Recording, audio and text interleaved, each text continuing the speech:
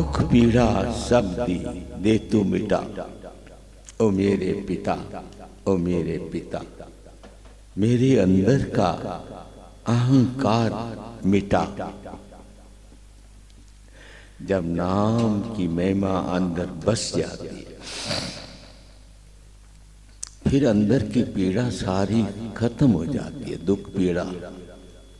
क्योंकि फिर वो नाम की रचना ही, नाम की शक्ति ही भक्ति के रूप में उन दुख पीड़ा की और जाने नहीं देती। कर्मों का भुगतान मिल रहा होता है लेकिन महसूस ही नहीं होता। वो जान गया कि ये सब लीलाधारी की है, उस अनंत असीम की है, और उसका नाम ही एक सदा रहने वाला है। उसका धाम में ही सब ने प्रवेश करना है और कोई किसी काम नहीं आना। बड़े बड़े महल, बड़े बड़े भवन बने, राजे महाराजाओं के कितने हम गए, पीछे श्रोती जी परिवार सारा साथ था। चित्तौड़गढ़ इतना बड़ा किला था, सब खंडर हुए पड़े थे। मीरा के मंदिर बने हुए थे, सब खंडर हुए पड़े थे। एक समय सब नाशवान हो जाता।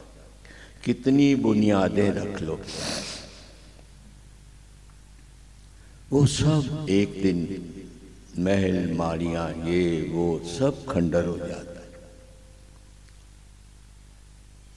कुछ सदा रहने वाला नहीं, पर उसका नाम सदा रहता है, सदा रहता है। युगों युगांतरों से, सतयुग से भी आगे, देवी देवताओं के भी आगे, उससे भी आगे उसी का नाम था। जब ये धरती नहीं थी तब भी उसी का ही नाम था, ये बनी तब भी उसी का ही नाम है। पर कितनी पदार्थ, कितने महल माड़ियाँ, कितनी बिल्डिंगें, कितने दुनिया की सड़कें ये वो बने और खत्म हो गए, सदा नहीं रहते। कितने देवी देवता आए, सब चले गए। जिनको शरीर मिला सब कोई नहीं रहा।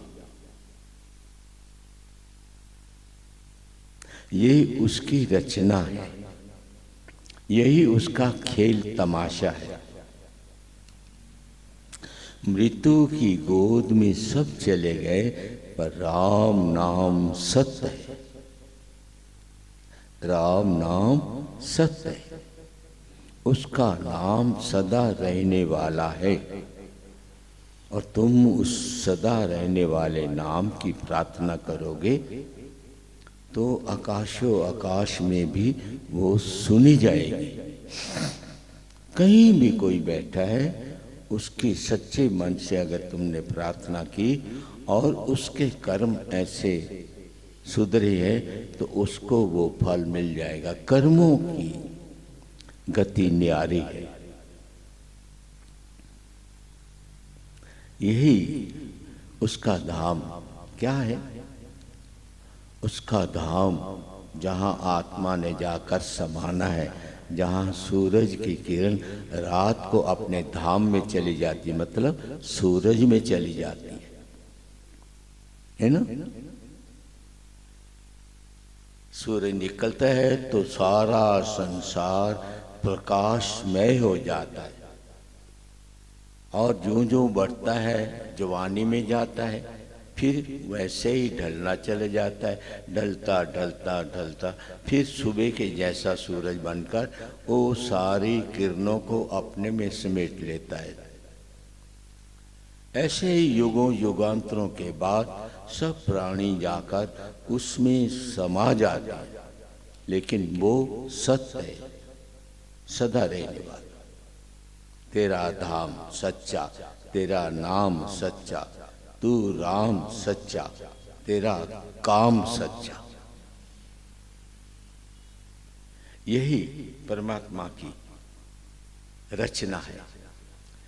तो आज अभी हम भक्ति लहर से, ये बहुत ऊंचा ग्रंथ है, ये भक्ति लहर ग्रंथ है, उसमें से पढ़ने वाले धर्म।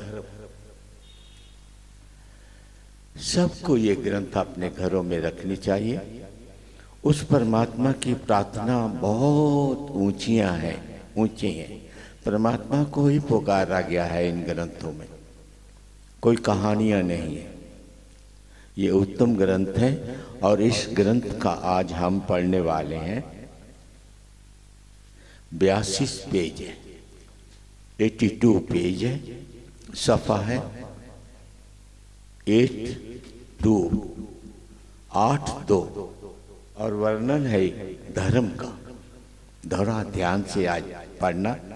जितने में बाहर लोग सुनते हैं, मैंने देखा रोज 2000 के करीब, 1900 के करीब हजारों लोग पढ़ते हैं, इससे भी आगे चले जाते हैं तो सुनते हैं। लेकिन उनसे भी मैं कहूँगा, आज समझना धर्म क्या है, धर्म किसको कहते हैं। धर्म खरीदा नहीं जाता, धर्म बनाया नहीं जाता। ये धर्म सनातन धर्म कहा है, सनातन धर्म।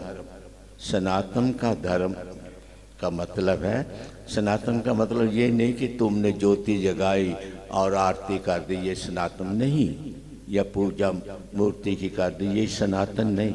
सनातन का अर्थ है जो परमात्मा ने कहा, जो परमात्मा ने बनाया। परमात्मा ने क्या बनाया? आकाश, धरती, वायु, अग्नि, जल, ये सब उसी का बनाया हुआ और उसी का जो ये नियम है पवित्र, उसके अनुसार अपने को ढालना। दया का भाव ईश्वर देता है, कृपा का भाव ईश्वर का सनातन धर्म है, और सत्य पथ पर चलना ये ईश्वर का काम देता है। अहिंसा का मार्ग ईश्वर देता है। आत्मा पवित्र है, पवित्रता का मार्ग आत्मा को भी ईश्वर ने दिया। ये धर्म है। धर्म नहीं है कि इतनी सी दाढ़ी रख लो तो मुसलमान बन गए, इतनी सी मूछ कटा दो तो ईसाई बन गए, बहुत दाढ़ी रख ली तो सिख बन गए, या जनेऊ बांध लिया तो हिंदू बन गए। ये नहीं, ये धर्म नहीं है। ये रीति रिवाज हमारे यहाँ के महापुरुषों ने या यहाँ के लोगों ने बना दिए। तुम मानुष हो, मानुष। मन जब आत्मा में रल जाता है तो उस खिल जाता है, पुलकित हो जाता है। मन नहीं रहता। इसीलिए हमारे महापुरुषों ने कहा, मन तो ज्योत स्वरूप है। ज्योति क्या है? प्रकाश, अग्नि। और हमारे अंदर भी ये अग्नि है, और सूरज भी हमें प्रकाश देता है, अग्नि हमें प्रकाश देती है, सब कुछ दिखाती है। सनातन धर्म इसको कहती है, जिसमें दया, करुणा, कृपा, पवित्रता, शुद्धता, प्रेम, शांति और संतोष से भरा हुआ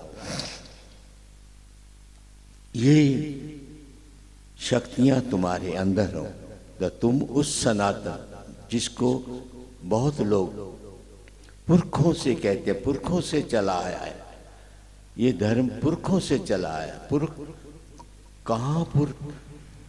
सोचते जाओ और आगे और आगे और आगे, सब खत्म हो जाएगा तो कौन रह जाएगा? वो पुरख रह जाएगा, जिसको आप परमात्मा कहते हैं। सब खत्म हो जाएगा। सिर्फ कौन रह जाएगा? सत, वो महापुरुष, वो परमात्मा ईश्वर, जिसको आप प्रभु कहते हैं, जिसको आप राम कहते हैं। तो आज इस भक्ति लहर से हम पढ़ने वाले हैं धर्म, 82 पेज है। धन्यवाद। क्या तुम सेल टैक्स, इनकम टैक्स नहीं बचाते? अधर्म है। जिस वस्तु से, जिस जगह से, जिस कर्म से तुम्हें डर लगे वो अधर्म है, वो पाप है।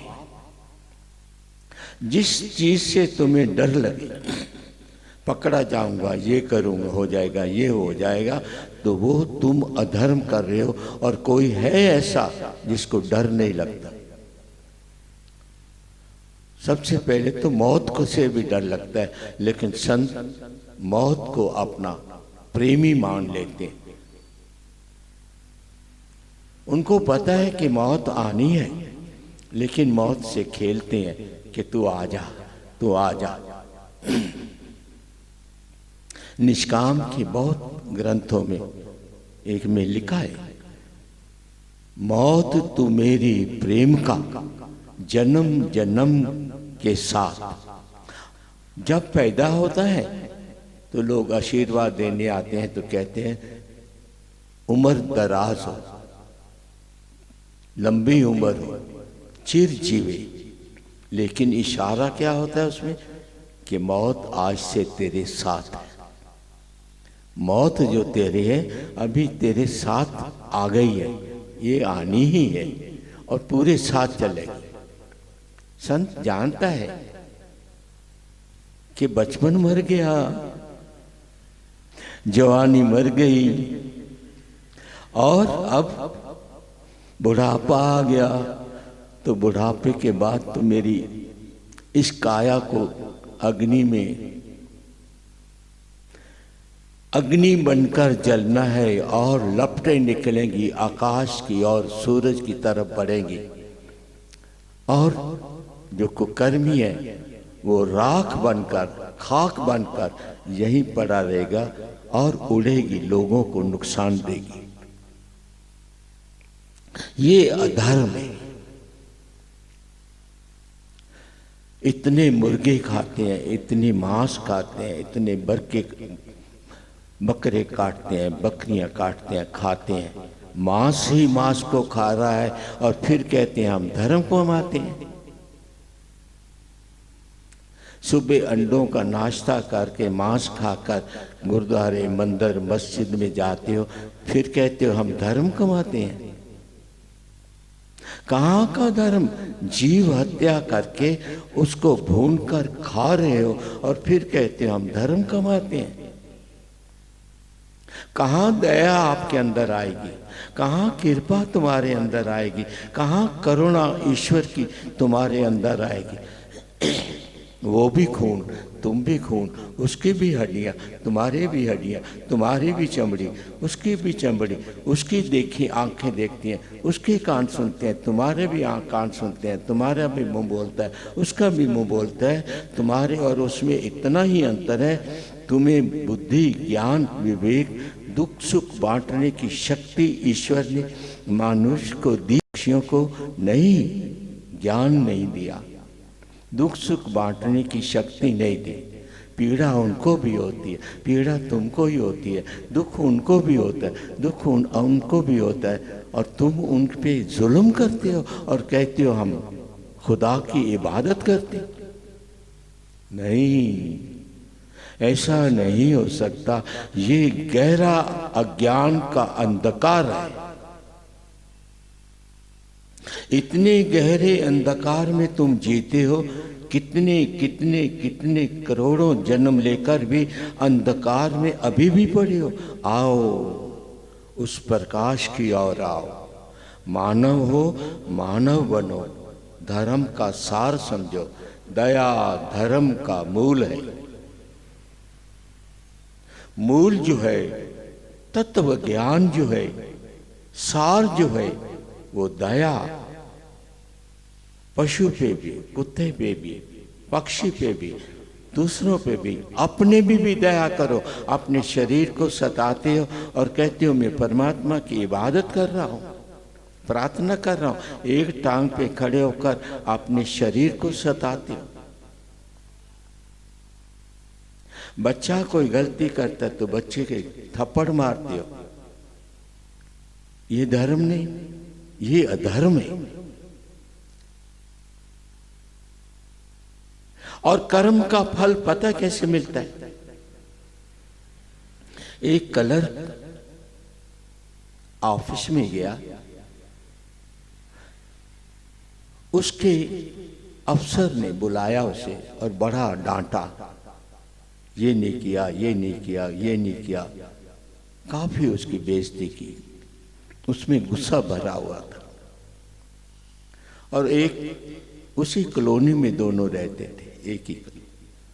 अफसर का गुस्सा उसको शाम को जब घर आया तो पानी मांगा पत्नी से, वो कहती लाई हूं। लाई क्या है? अपना गुस्सा जो था उसने अपनी पत्नी पे निकाल दिया। बड़ा गुस्से हुआ, पत्नी से कुछ नहीं बना, रोती हुई। बच्चा आया उसकी गोद में बैठने के लिए, उस बच्चे को थप्पड़ मार दिया, जा मेरी गोद में नहीं बैठना। कर्म खूब बच्चे को थप्पड़ मारा। जब तो वो बच्चा रोता हुआ बाहर निकला। जब बाहर निकला तो एक कुत्ता उसकी तरफ बढ़ा। बच्चे ने 2-3 ईंटें मारी, छड़ी मारी कुत्ते को। कुत्ता भौंकता हुआ भाग निकला और भागा जा तो वो अफसर जा रहा था। आगे अफसर आ जा, कुत्ते ने उस अफसर की टांग को काट लिया,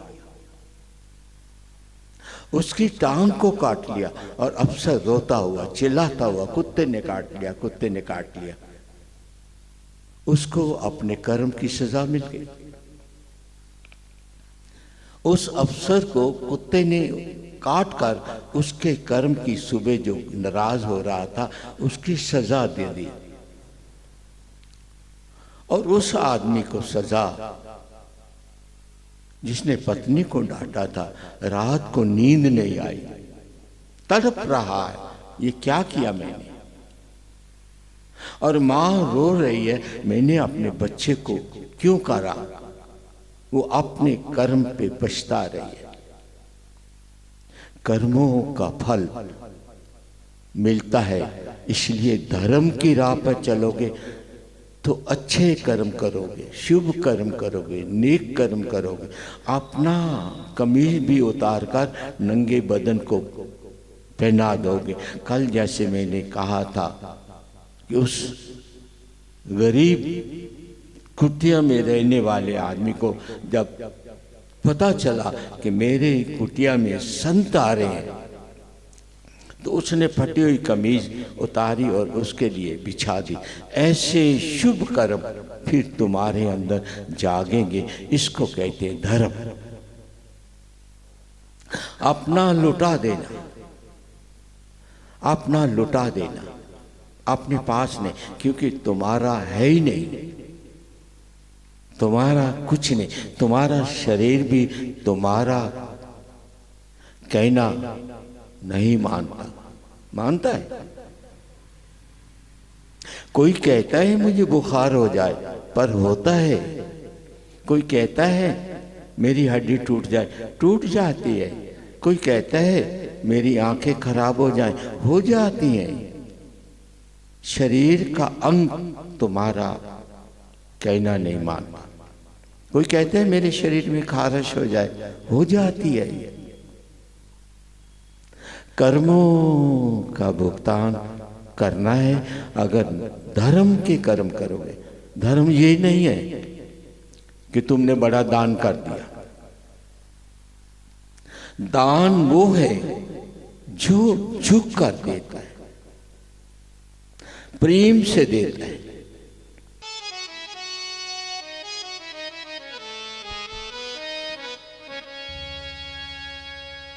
तन के सागर में खुद तो उतर जा, वह तो तेरा छुपा है। तन के सागर में खुद तो उतर जा, वह तो तेरे ही अंदर छुपा है। ऊंचे भावों से उसको पुकारो, तेरा मन ही मंदिर बना है। ऊंचे भावों से उसको पुकारो, तेरा मन ही मंदिर बना है। वह तो तेरे ही अंदर छुपा है।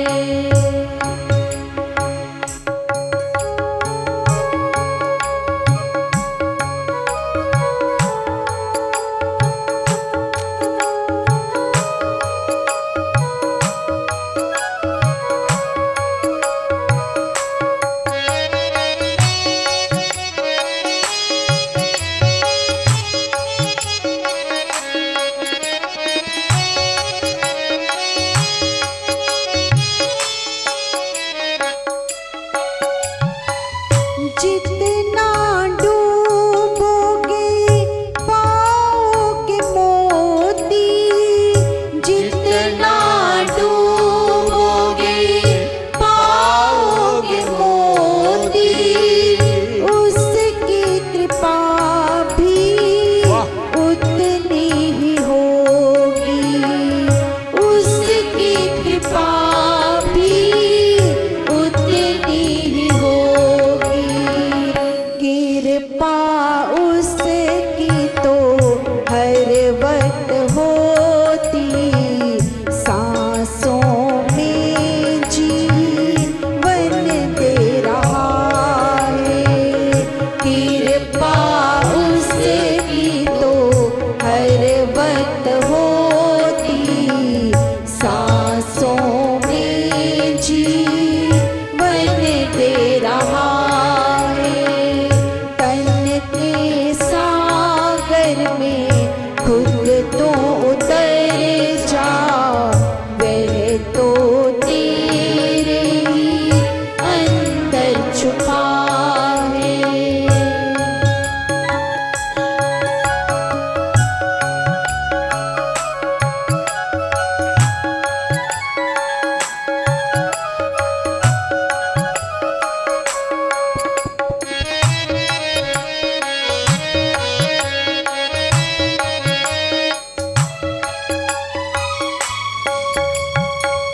शब्द उसके जो वाणी से गाता, शब्द उसके जो वाणी से गाता।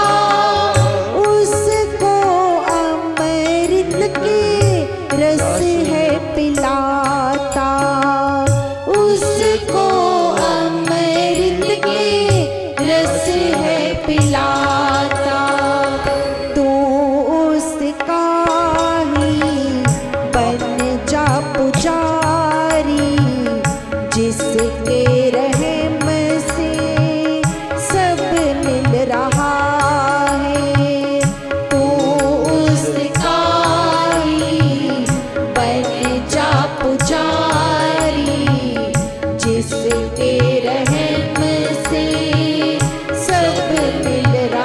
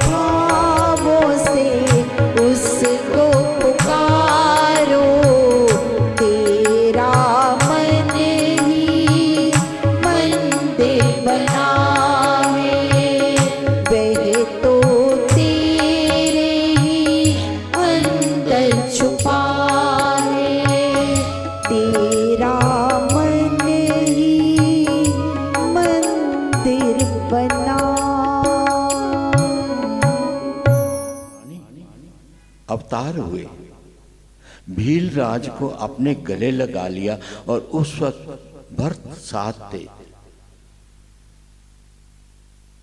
उनके वजीर साथ थे, पब्लिक साथ थी। जब उन्होंने उन्हें गले लगाया तो लोग हैरान थे, एक भील को राजा ने गले लगा लिया। धर्म है। भीलनी के जूठे बेर खा लिए। झूठ सुच वहां नहीं होती। नानक ने एक अमीर का भोजन त्याग कर एक गरीब के घर जाकर खा लिए, सूखी रोटियां खा ली। ये धर्म है। उसने पूछा क्यों? कहते तेरे खाने में मिलावट है, झूठ है, कपट है। इसकी 10-9 की रोटी में आनंद है, स्वाद है। मत भूलो धर्म क्या है। धर्म है किसी का तन ढांक देना। किसी की दवाई ला कर दोगे तो वो तुम्हारे लिए दुआ करेगा, प्रार्थना करेगा। तुम प्रसाद बांटते जानते हो, ये धर्म नहीं है। उस प्रसाद की तरह आप दवाइयाँ लेकर जरूरतमंद को दे देते, वो ठीक हो जाता तो तुम्हारे लिए प्रार्थना निकलती। ये सनातन धर्म है, प्रभु का धर्म है, ईश्वर का धर्म है। मजहबों वाले कत्ल है करते, मजहबों वाले लड़ते मरते, मजहबी आग ने लाखों साड़े, मजहबी जनून ने लाखों मारे। नहीं, हजारों लोग मार दिए, कत्ले आम कर दिया। अपने भी 84 में क्या हुआ? इनको मार दो, इनको मार दो, इनको मार दो। इसने दाढ़ी नहीं रखी इसलिए मार दो, इसने दाढ़ी रखी है इसलिए मार दो, इसने दाढ़ी बीच में कटाई है इसलिए मार दो, इसने टोपी रखी है इसलिए मार दो। अरे फिर तुम मानव कैसे कहा सकते हो? मनुष्य कैसे कहा सकते हो? जो तुम्हें मनुष्य से ही घृणा है तो तुम मनुष्य कैसे बन सकते हो?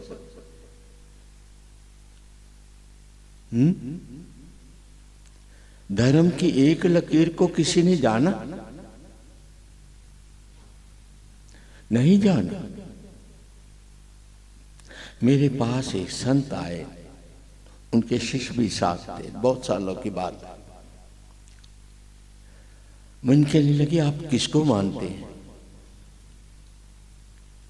मैं क्या किसको मानते? किसको मानना है? नहीं, हम तो बस एक कृष्ण जी को ही मानते और किसी को नहीं मानते। तो मैंने कहा कृष्ण को किसने बनाया? कृष्ण को किसने पैगाम देकर, संदेश देकर, प्रेरणा देकर धरती पर भेजा? वो कहते वो तो परमात्मा ने। तो मैं क्या फिर परमात्मा को क्यों नहीं मानते? चलो कृष्ण जी की बात तो 51 साल 100 साल पहले की, तुम्हें किसने बनाया? चलो ये भी छोड़ो। मैंने कहा, उसके शिष्य मेरी तरफ देख रहे थे ऐसे, तो मैंने कहा चलो ये भी छोड़ दो, आपको सांसें कौन दे रहा है?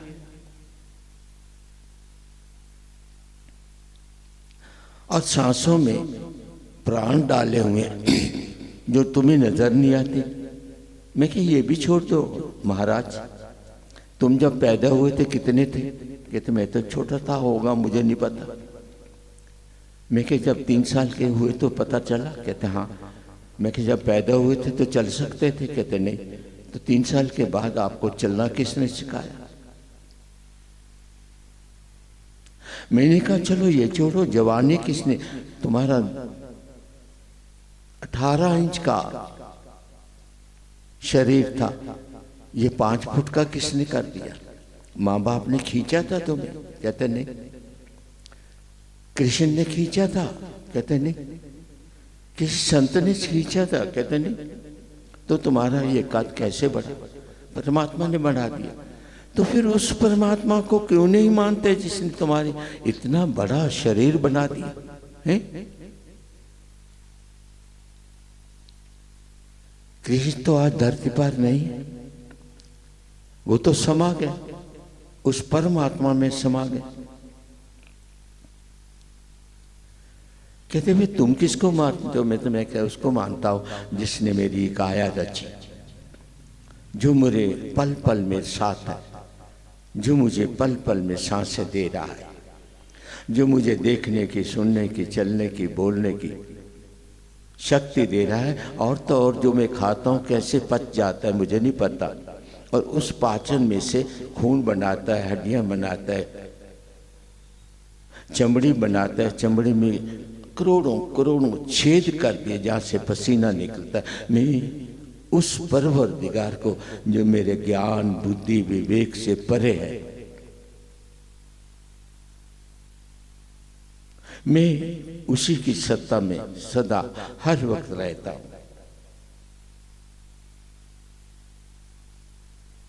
ये धर्म है।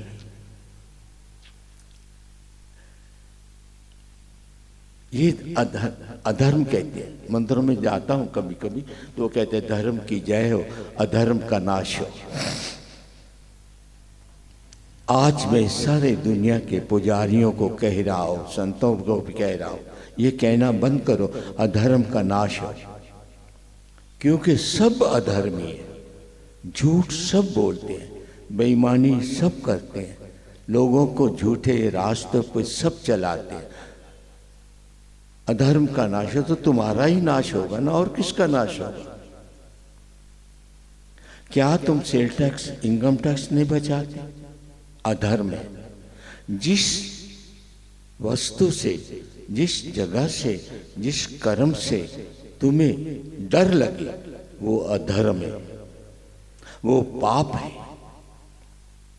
जिस चीज से तुम्हें डर लगे, पकड़ा जाऊंगा, ये करूंगा, हो जाएगा, ये हो जाएगा, तो वो तुम अधर्म कर रहे हो। और कोई है ऐसा जिसको डर नहीं लगता?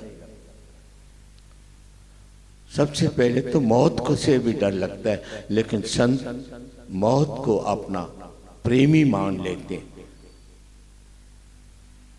उनको पता है कि मौत आनी है, लेकिन मौत से खेलते हैं कि तू आ जा, तू आ जा। निष्काम के बहुत ग्रंथों में एक में लिखा है, मौत तू मेरी प्रेम का जन्म जन्म के साथ। जब पैदा होता है तो लोग आशीर्वाद देने आते हैं तो कहते हैं उम्र दराज हो, लंबी उम्र हो, चिर जीवे। लेकिन इशारा क्या होता है उसमें कि मौत आज से तेरे साथ है। मौत जो तेरे है अभी तेरे साथ आ गई है, ये आनी ही है और पूरे साथ चलेगी। संत जानता है कि बचपन मर गया, जवानी मर गई और अब बुढ़ापा आ गया, तो बुढ़ापे के बाद तो मेरी इस काया को अग्नि में अग्नि बनकर जलना है और लपटें निकलेंगी आकाश की और सूरज की तरफ बढ़ेंगी। और जो कुकर्मी है वो राख बनकर, खाक बनकर यहीं पड़ा रहेगा और उड़ेगी, लोगों को नुकसान देगी। ये अधर्म है। इतने मुर्गे खाते हैं, इतनी मांस खाते हैं, इतने बकरे काटते हैं, बकरियां काटते हैं, खाते हैं, मांस ही मांस को खा रहा है और फिर कहते हैं हम धर्म को मानते हैं।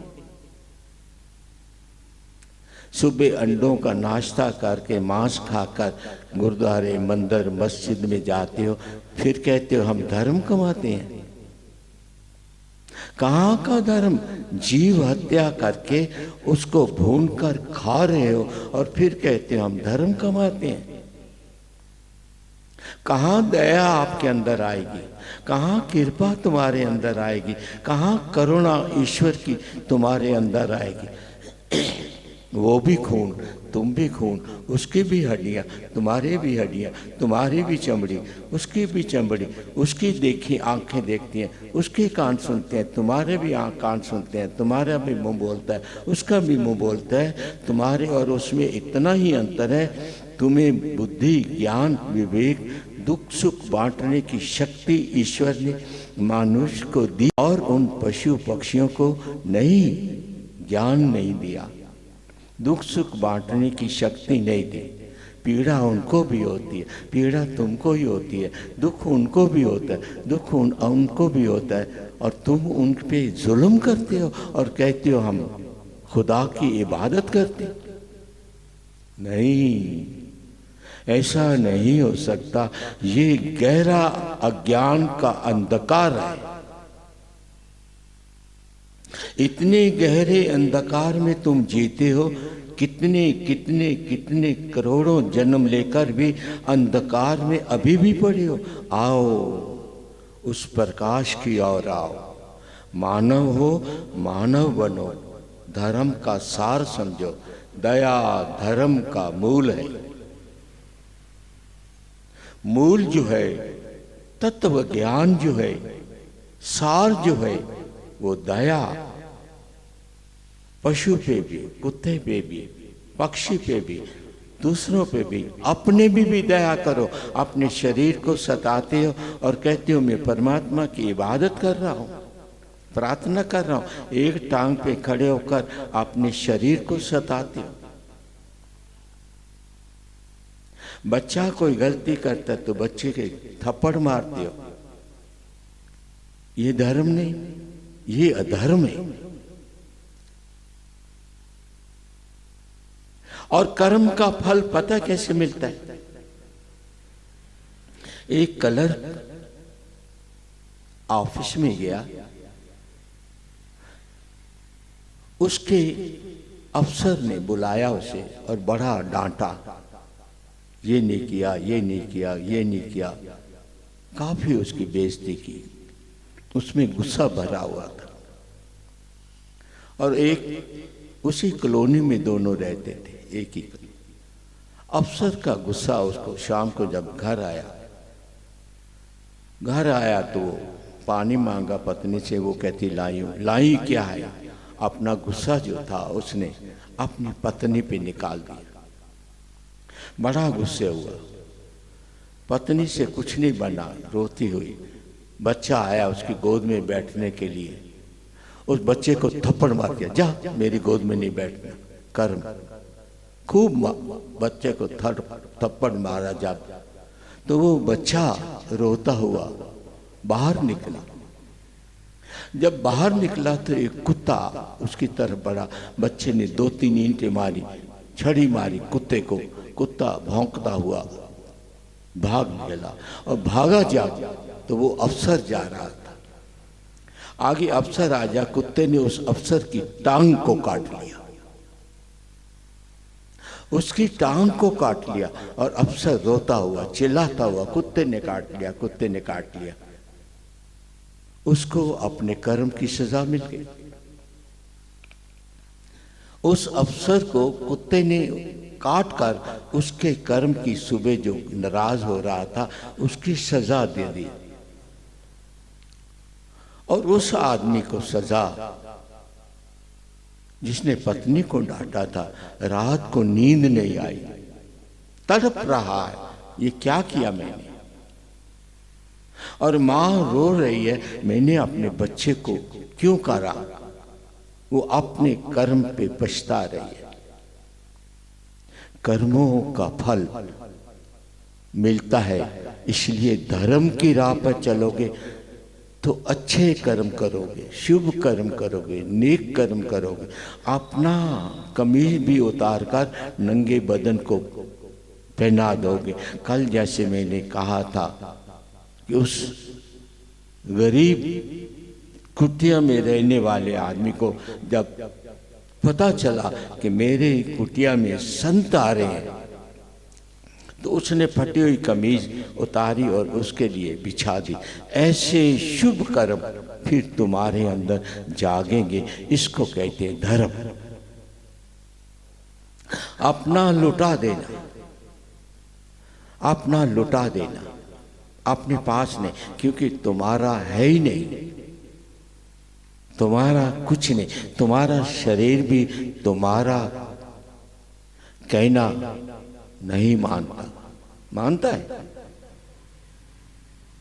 कोई कहता है मुझे बुखार हो जाए, पर होता है। कोई कहता है मेरी हड्डी टूट जाए, टूट जाती है। कोई कहता है मेरी आंखें खराब हो जाएं, हो जाती हैं। शरीर का अंग तुम्हारा कहना नहीं मानता। कोई कहता है मेरे शरीर में खारिश हो जाए, हो जाती है। कर्मों का भुगतान करना है अगर धर्म के कर्म करोगे। धर्म ये नहीं है कि तुमने बड़ा दान कर दिया। दान वो है जो झुक कर देता है, प्रेम से देता है। बहुत लोग दान करते हैं, दिखावा करते हैं। मैंने मंदिर बना दिया। ईंट गाड़े पत्थरों को मंदिर कहते हो? मंदिर मन अंदर।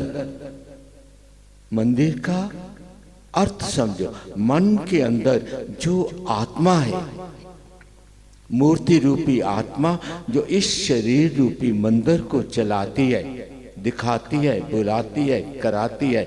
लेकिन मन जो है वो चंचलता जब करता है तो आत्मा कहती है ये चंचलता अच्छी नहीं है। मन जब लालच में जाने लगता है, कुकर्म करने लगता है, तो आत्मा कहती है इसका दुख मिलेगा। आत्मा कहती जरूर है, तुम मन के द्वारा करो, ये तुम्हारा पाप बन जाता है, कर्म बन जाता है। और आत्मा के द्वारा करोगे तो शुभ। इसलिए आज जो भक्ति लहर में 82 में पढ़ा, आपने अपने घरों में जरूर पढ़ना, ताकि तुम्हारे अंदर ज्ञान का प्रकाश हो। लेकिन ज्ञान का प्रकाश तब होता है जब ब्रह्म ज्ञान हो। ब्रह्म ज्ञान, ब्रह्म का ज्ञान तुम्हारे अंदर। ब्रह्म और ज्ञान दो नहीं है। ईश्वर का जब साकार निराकार प्रवेश शक्ति अंदर होती है तो ईश्वर का ज्ञान पैदा होता है, उसको कहते हैं ब्रह्म ज्ञान। इसलिए सतगुरु बिन मिलता नहीं परम मुक्ति का धाम। साधक ईश्वर से प्रार्थना करते हैं कि हे प्रभु, हम सतगुरु बिना इस संसार सागर से पार नहीं पा सकते।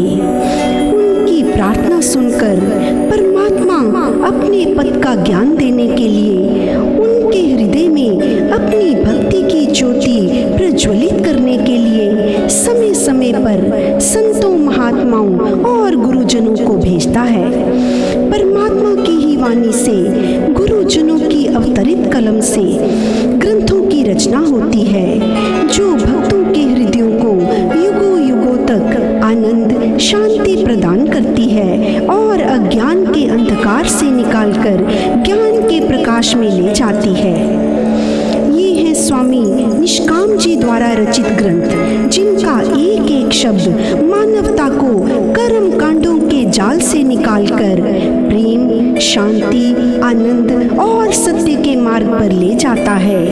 एक एक दोहे में ज्ञान का सागर भरा है। एक एक भजन में मीरा और सूरदास जी जैसी पुकार है। साधना के ऊंचे अनुभव पढ़कर साधक परम धाम की ओर उड़ान भरते हैं। बच्चों के लालन पालन में और पौष्टिक आहार में दूध का बड़ा महत्व है, और वो हमें मिलता है गाय से। गाय के दूध में अनेक खूबियां होती हैं। गौ सेवा को धर्म में भी बड़ा ऊंचा स्थान दिया गया है। ऐसे ही कई उद्देश्यों के चलते निष्काम में गायों की सेवा की जाती है। गौशाला में इन गायों की सेवा से जो दूध मिलता है वो बाल आश्रम, वृद्ध आश्रम और स्कूल के बच्चों की खुराक के काम आता है। निष्काम ने विद्या को अपनी सेवाओं में अहम स्थान दिया है, क्योंकि हम जानते हैं कि देश की नई पीढ़ी को शिक्षित किए बिना समाज को ऊंचा मुकाम हासिल करवाना मुमकिन नहीं है। आज निष्काम सेवा आश्रम अकेले लुधियाना में 6 स्कूल चला रहा है, जिसमें 3000 से अधिक बच्चे पढ़ रहे हैं। 10वीं तक के ये स्कूल न सिर्फ किताबी ज्ञान दे रहे हैं, बल्कि यहाँ बच्चों को नैतिक और आध्यात्मिक शिक्षा भी दी जाती है, ताकि हमारी अगली युवा पीढ़ी जागरूक हो और जिम्मेदार हो और देश के लिए काम आए। यहाँ बच्चों को दोपहर का पौष्टिक और ताजा भोजन दिया जाता है तथा निशुल्क स्टेशनरी भी प्रदान की जाती है। कोई बच्चा अशिक्षा के कारण जीवन में पीछे न रह जाए, यही लक्ष्य है निष्काम का। जीवन को अपने परिवार और अपनी संतान के भले के लिए लगा देने वाले बुजुर्गों को जब अपने ही छोड़ देते हैं तो कहाँ मर जाती है अपनों की करुणा, कहाँ खो जाता है वो प्यार जो अपने बच्चों को कंधों पर बिठा कर दिया करते थे। अब बुढ़ापे में इन्हें पूछने वाला कोई नहीं होता। अपनों से बड़ों का सम्मान सिखाने वाले लोग नहीं जानते कि सिर्फ शब्दों से पेट नहीं भरता। बुजुर्गों को उनकी जिंदगी की शाम में रोशनी का दिया दिखाता है निष्काम वृद्धाश्रम। लुधियाना दाद गांव पखवाल रोड पर 4000 गज जमीन पर बने ये वृद्धाश्रम, जहां लगभग 100 बुजुर्गों के रहने के लिए जगह है, जहां ये प्यार से एक शांति के माहौल में आराम से अपनी जिंदगी व्यतीत करते हैं। यहाँ पर भोजन के लिए एक बड़ा डाइनिंग हॉल है, जहाँ सब बुजुर्ग आराम से स्वादिष्ट और सेहतमंद भोजन नियमित रूप से करते हैं। निष्काम वृद्ध आश्रम में सत्संग और मनोरंजक कार्यक्रमों के लिए ऑडिटोरियम भी है। यहाँ मेडिटेशन हॉल की भी व्यवस्था है। सेहत के लिए पार्क और साफ ताजा आबो हवा भी है। इस शांति भरे अपनेपन से भरपूर माहौल में ये वरिष्ठ नागरिक जैसे अपने रिश्तेदारों के दिए घावों को भुलाकर एक नई रोशन जिंदगी जीते हैं। इनकी मुस्कान तथा संतोष वो पूजा है जो निष्काम के लिए अनमोल है। यही है परमात्मा की सेवा। आज से 40 साल पहले निष्काम ने देखा कि जब बेटी पैदा होती है तो कहते हैं कि लक्ष्मी आई है, परंतु सिर झुका लेते थे। घर में वो खुशियां नहीं मनाई जाती, बेटी को बोझ समझा जाता है। जब स्वामी निष्काम जी ने सोचा कि इन बेटियों को आत्मनिर्भर बनाया जाना चाहिए ताकि ये किसी पर बोझ ना बने, आज निष्काम द्वारा कई कंप्यूटर सेंटर, सिलाई, beautician centre, fashion designing institute चलाए जा रहे हैं। आज 50,000 से ज़्यादा बेटियों ने सिखलाई लेकर अपने पिता पति के साथ कंधे से कंधा मिलाकर अपने परिवार चला रही हैं। ये फैशन डिज़ाइनर के स्टूडेंट्स द्वारा बनाई गई डिज़ाइनर ड्रेसेस हैं, ब्लॉक पेंटिंग। आज कई लड़कियां ट्रेनिंग लेकर अपने बुटीक चला रही हैं। जो सपना निष्काम ने 40 वर्ष पहले देखा था, उसे पूरा होते देख बहुत खुशी होती है। जन सेवा की अलख में एक अहम मुकाम स्वास्थ्य का भी है। अनेक लोग अच्छा इलाज न मिल पाने के कारण दुर्गति भरा जीवन जीने को विवश है। उनकी करहा, उनकी चीख पुकार कौन सुनेगा? निष्काम ने उनको भी गले लगाया है। जुझार नगर शिमलापुरी में स्थित निष्काम सेवा अस्पताल इसी कोशिश का जीता जागता उदाहरण है कि कैसे बिना स्वार्थ और लालच के बीमार की सेवा की जाती है। 200 से 250 मरीजों का प्रतिदिन इलाज होता है। यहाँ पर मेडिसिन, आँखों, दांतों के अलावा महिला रोगों के डॉक्टर ओपीडी में रोगियों को देखते हैं। गर्भवती महिलाओं और छोटे बच्चों का यहाँ मुफ्त टीकाकरण भी किया जाता है। मात्र 20 रुपए की पर्ची बनाकर अच्छे डॉक्टर की देखरेख मिलती है। एक्सरे और अन्य डॉक्टरी जांच यहाँ की जाती है। निष्काम अस्पताल में टीबी का भी इलाज होता है। इंसान को रोग मुक्त बनाने के लिए हर संभव कोशिश यहाँ मानवता के साथ की जाती है। पेड़ लगाना पुण्य का काम है तो फलदार पेड़ लगाना महापुण्य का काम है। एक फलदार पेड़ कम से कम 50 वर्ष तक लाखों जीवों का पेट भरेगा। पशु पक्षी, कीड़े मकोड़े भी फल खाकर अपनी भूख मिटाएंगे। आओ आज मिलकर प्रण करें। हम अपने और अपने बच्चों के जन्मदिन पर, शादी की सालगिरह पर जा चुके प्राणियों की याद में कम से कम 5 फलदार पौधे अवश्य लगाएंगे। स्वामी निष्काम जी अपने जन्मदिन पर फलदार पेड़ लगाते हुए